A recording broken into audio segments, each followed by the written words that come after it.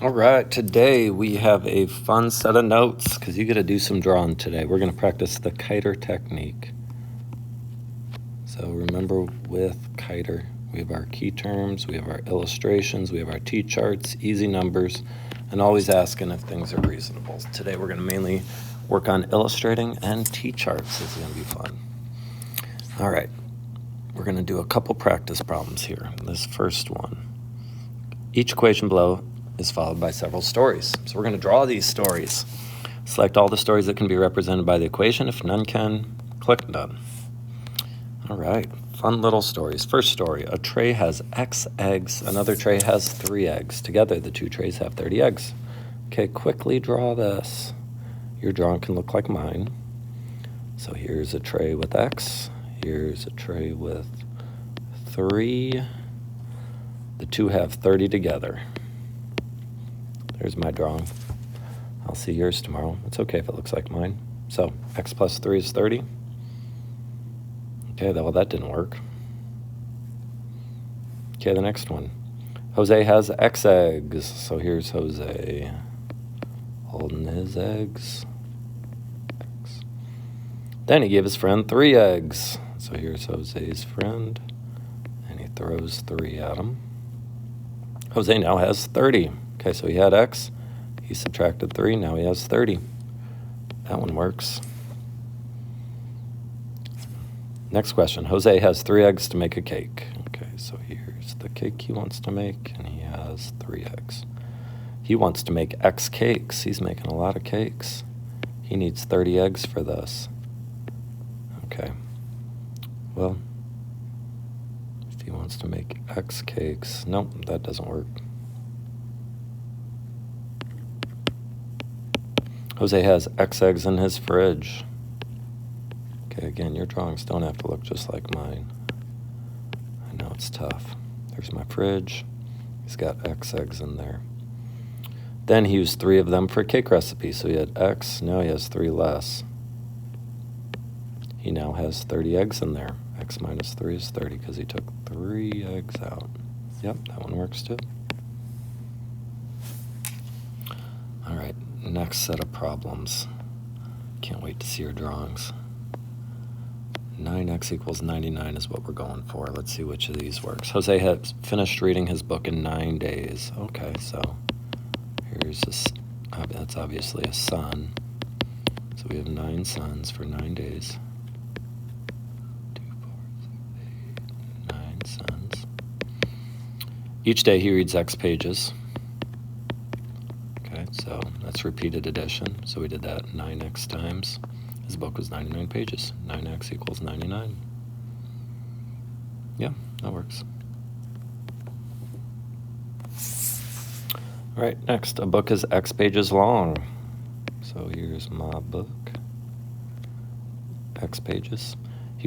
Jose read 9 pages. So X minus 9. He has 99 remaining. Nope. Not 9x equals 99. Jose read X pages yesterday, and he read 9 pages today. Okay, so I'm going to just draw 2 books.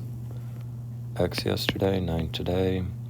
Over the 2 days, he read 99. So X plus 9 was 99. Nope, not the equation we're looking for.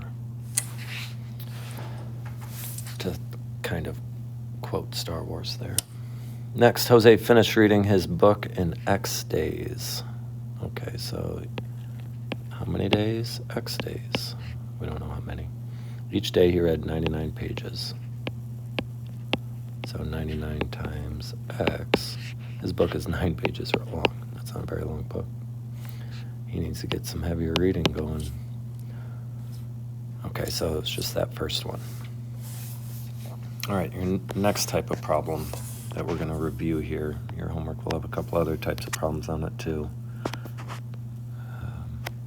This time we're going to work on T-charts. Nicole plans to watch 2 movies each month. Write an equation to represent the total number of movies N that she will watch in M months. Okay, so let's make a T-chart, and we know we put our independent variable on the left, and that would be M, the number of months. They keep going, 1 month, 2 months, 3 months. And on the right, we put the dependent variable, the number of movies. Okay, so after 1 month, she's watched 2. After 2 months, she's watched 4. After 3 months, she's watched 6. So what's our relationship here from our independent to our dependent? Well, we're going to multiply by 2. So m times 2 equals n. So 2m equals n. All right. Next one, Ravi purchased n notebooks. They were $4 each. Write an equation to represent the total cost that Ravi paid. Okay, so he's starting with notebooks. So if it's 0 notebooks, the cost is $0. 1 notebook, $4. 2 notebooks, $8. And we could keep going. 3 notebooks, $12. I like to do 0, 1, 2, 3 most of the time. Okay, so what's our relationship to get from our independent to our dependent variable? Okay, we could look up and down, but it's better to look left and right for this. Look horizontally for our relationship. Yeah, we're doing times 4. N times 4 is C.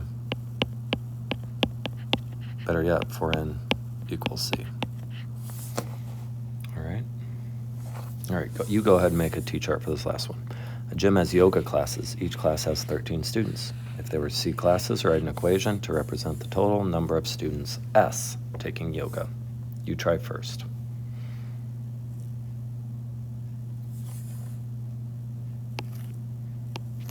Okay, so we have classes as our independent, and then students as dependent. 0 classes, 0 students. 1 class, 13. 2, 26. 3, 39. We have another one where our relationship is multiplication related. To get from here to here, we're doing times 13. So we have C times 13 equals S. 13C equals S. All right, there we have it. We are working on using the Kiter technique to write equations and to see how equations work in real life, algebraic equations. Good job today.